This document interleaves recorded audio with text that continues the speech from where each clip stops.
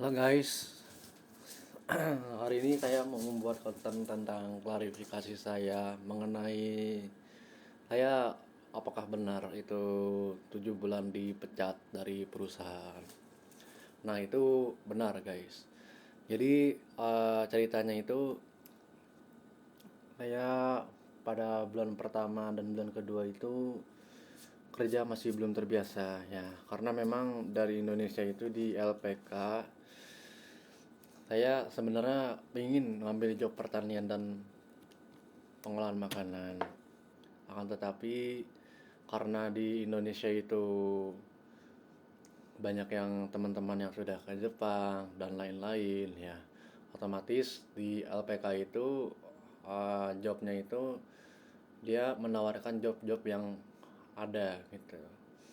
Sehingga saya memilih diikutkan ke konstruksi gitu ya.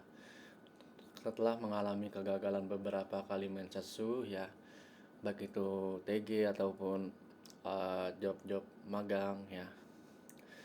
Nah ketika itu saya di Jepang ini di posisi sebagai doboku sagyo atau penggalian tanah lah lebih istilahnya itu.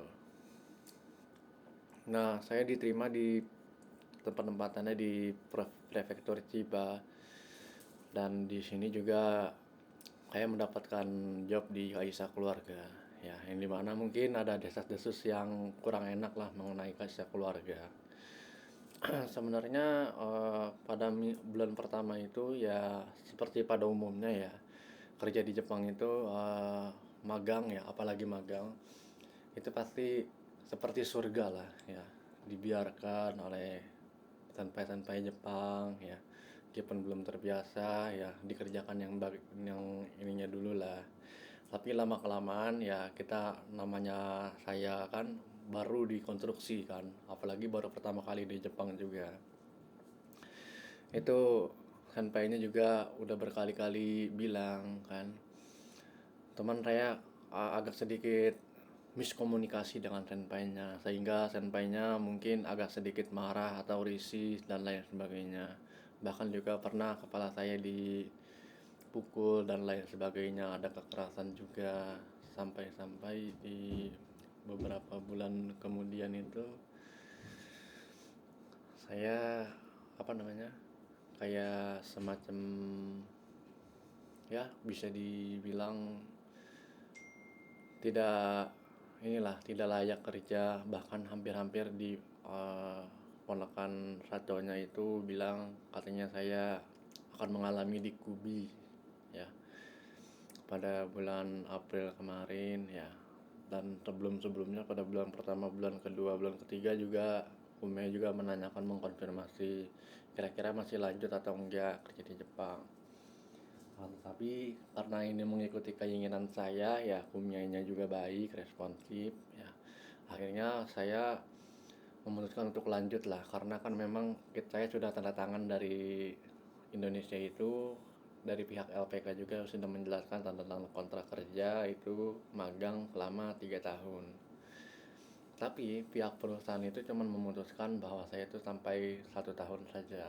Dan juga pada 6 bulan pertama itu ya memang saya dimarahin lah, dikulik kaero lah, seperti tidak dianggap lah. Mungkin ada beberapa kasus yang lebih parah yang seperti daripada yang saya alami kan.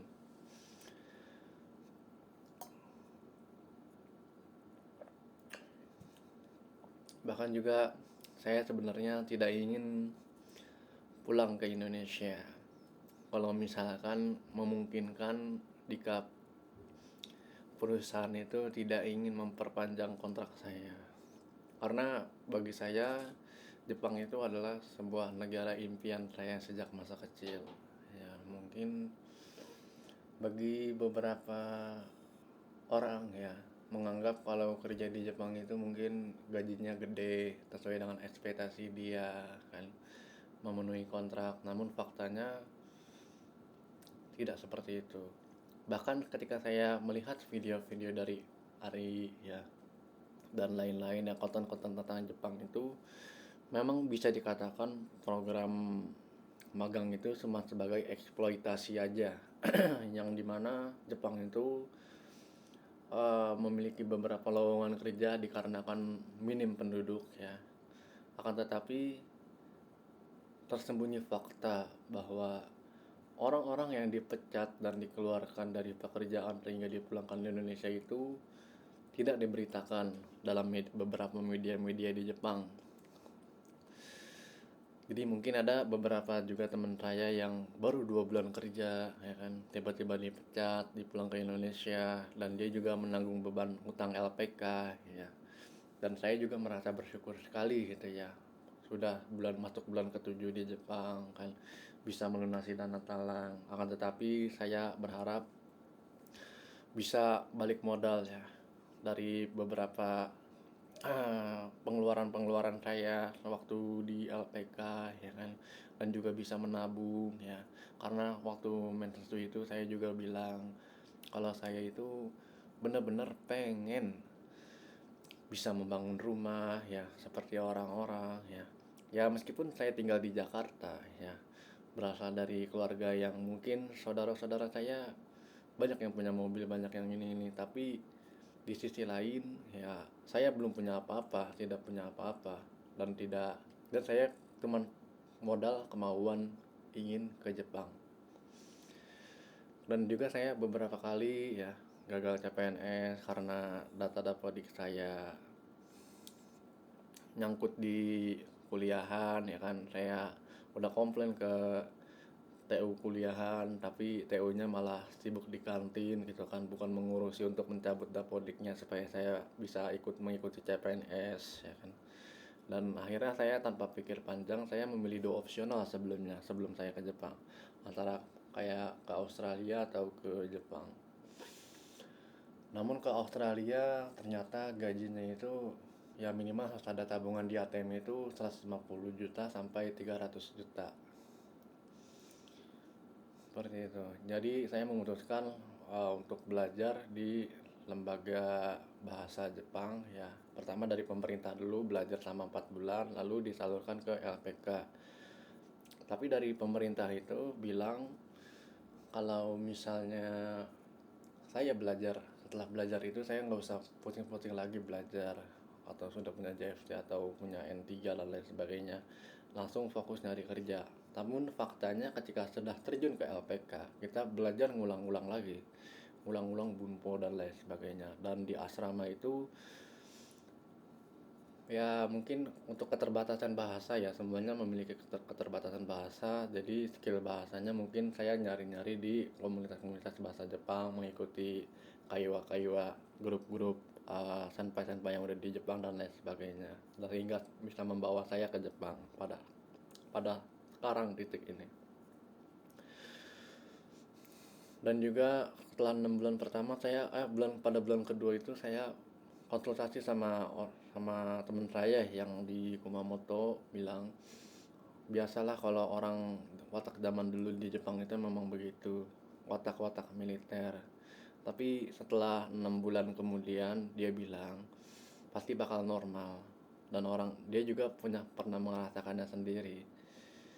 Dan juga ada teman saya di Baraki juga bilang kalau itu memang normal, 6 bulan pertama memang pahit banget, kita kayak seperti nggak dianggap, kayak neraka gitu.